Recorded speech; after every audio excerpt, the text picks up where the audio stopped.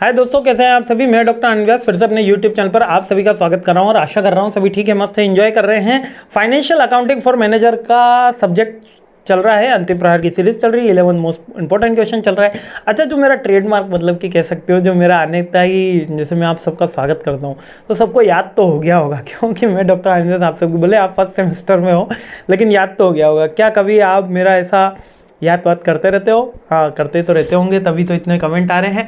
चलिए 11 क्वेश्चन देख लेते हैं। ये आया है वर्किंग कैपिटल। वर्किंग कैपिटल अभी ऑलरेडी मैंने समझा दी थी। वर्किंग कैपिटल के टाइप्स पूछ रहा है और ये पूछ रहा है determinants of working capital. Determinants दो ही हैं वर्किंग कैपिटल के, एक तो करंट एसेट्स है और एक करंट लायबिलिटी है। करंट एसेट्स में अपन जैसे कि क्या क्या जोड़ते हैं, जैसे स्टॉक जोड़ते हैं, इन्वेंट्री जोड़ते हैं, है ना। स्टॉक इन्वेंट्री तो एक ही हो गई। इसके अलावा बिल्स रिसीवेबल जोड़ते हैं, इसके अलावा डेप्टर जोड़ते हैं, कैश जोड़ते हैं, कैश एंड इक्विवेलेंट आता है, वो सभी करंट एसेट्स में आता है। और करंट लायबिलिटी में लाइक अपना आ गया बिल्स पेबल आ गया, शॉर्ट टर्म जो लायबिलिटी होती है वो करंट लायबिलिटी में आ जाती है। अभी मैं लिस्ट प्रोवाइड करा देता हूँ। इससे पहले करंट वर्किंग कैपिटल के टाइप्स। अच्छा, वर्किंग कैपिटल के टाइप्स जब आपने डिटेल वीडियो देखोगे तो थोड़ा सा अलग मिल सकता है। डिफरेंट ऑथर्स ने वर्किंग कैपिटल के डिफरेंट टाइप्स दिए हैं, मतलब डिफरेंट बुक्स के अंदर डिफरेंट आंसर है, लेकिन दोनों ही सही है। वर्किंग कैपिटल के दो ही टाइप याद कर लो अभी, एक तो ग्रोस वर्किंग कैपिटल है और एक नेट वर्किंग कैपिटल। जो ग्रोस वर्किंग कैपिटल है उसका भी फॉर्मूला CA माइनस CL है और नेट वर्किंग कैपिटल का भी फॉर्मूला CA माइनस CL है। बस डिफरेंस इतना है, जब हम नेट वर्किंग कैपिटल निकाल रहे हैं तो CA के अंदर, करंट एसेट्स के अंदर स्टॉक ऐड नहीं करते, ठीक है, या स्टॉक को माइनस कर देते हैं। जो ग्रोस वर्किंग कैपिटल है, ग्रोस वर्किंग कैपिटल है, इसका फॉर्मूला है current assets minus current liability. Clear हो गया? ठीक है। जो नेट वर्किंग कैपिटल है इसका फॉर्मूला है CA minus stock minus current liability. Stock को नहीं जोड़ते। स्टॉक को इसलिए नहीं जोड़ते क्योंकि स्टॉक बिकेगा तब पैसा आएगा, ऐसा माना जाता है।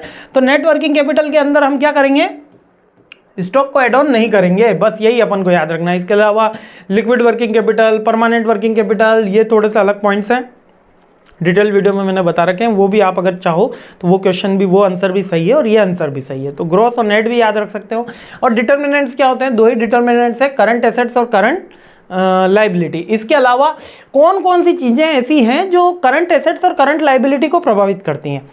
Nature of business, economic condition, profitability ratio, account receivable account payable ratio, sales volume, operating cycle, season क्या चल रहा है, inventory management, account receivable account payable, economic condition, ये सारी चीज़ें मतलब करंट एसेट्स और करंट लायबिलिटी को चेंज करने वाले एलिमेंट्स हैं। ये क्या क्या है? ऑपरेटिंग साइकिल है, इकोनॉमिक कंडीशन है, ग्रोथ है, बिजनेस साइकिल है, अकाउंट रिसीवेबल अकाउंट पेबल। अभी इससे जस्ट पहले सारे पॉइंट मैंने देखे थे, इसलिए मैं यहाँ पे रिपीट नहीं कर रहा हूँ, इससे जस्ट प्रीवियस वीडियो में।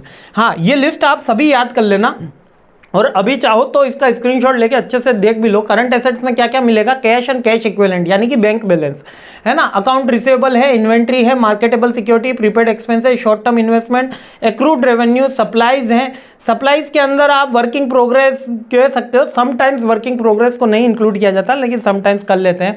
डिफर्ड टैक्स एसेट्स है और अदर शॉर्ट टर्म एसेट्स है। करंट लायबिलिटी में जाता हूं तो अकाउंट पेबल है, शॉर्ट टर्म लोन है, एक्रूड एक्सपेंसेस है, इनकम टैक्स पेबल है जो एडवांस में दे दिया हो, है ना। इनकम टैक्स पेबल मान लो पेबल है, सॉरी यहाँ पर पेबल है यानी देना बाकी है। यहाँ पर जैसे कि हम आउटस्टैंडिंग एक्सपेंसेस है, ये इनकम टैक्स एक्सपेंसेस कौन सा है? ये एक तरीके का आउटस्टैंडिंग है, अभी देना बाकी है, ठीक है, इसको याद रखना।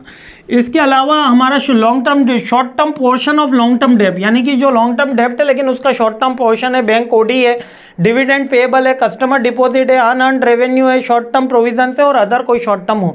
ये पूरी की पूरी 10-12 की लिस्ट याद रखना, क्योंकि एग्जाम के अंदर ये करंट एसेट करंट लायबिलिटी की लिस्ट ही कितनी बार पूछ लेता पार्ट बी में। तो पूरा का पूरा एक क्वेश्चन आपका हो जाएगा। यहाँ पे ये इसका स्क्रीनशॉट ले लीजिए, है ना, हो गया।